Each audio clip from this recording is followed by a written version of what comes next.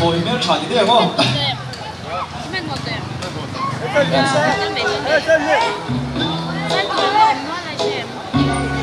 Đừng thôi, nó cũng chỉ cái gì đấy đúng rồi hả?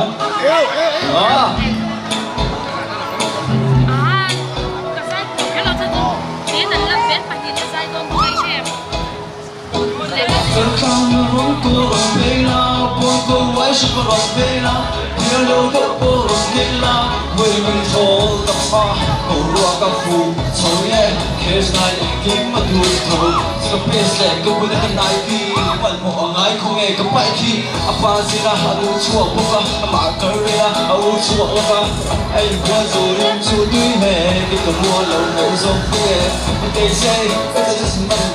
That's why I stay humble and kind.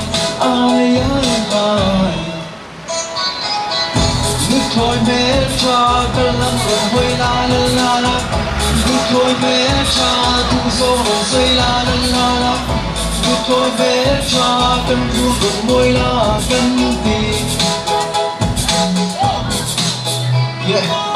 Ta ra cả buổi ngay lâu, sẵn khẩn nạ buổi ngay lâu. Thôi nếu cho mà thật đuối lâu, ta dù ngạo buổi ta đối nghề đây. Hồ má chú lại tao dối là, không lấy dô là chơi buổi là. Tù số, đi thì chân để theo trend. Anh mẹ thua sắp tôi lên MX. I know you like my style and attitude. Should I be so hard and barbecue? Anh nuôi sao anh em mê lên với những cuộc kê. Cả đừng có too money, em thua ta đã phù kê.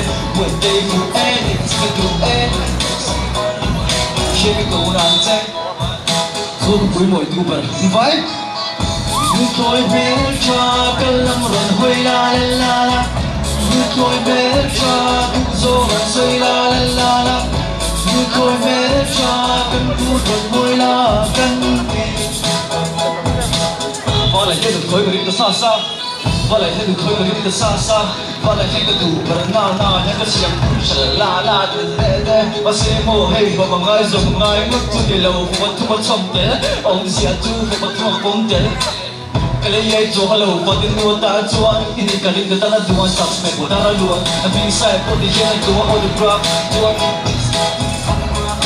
này làm mình làm để sẵn sàng mình làm lại chuột cần chưa pass my here this new year baby girl come here let me call you my dear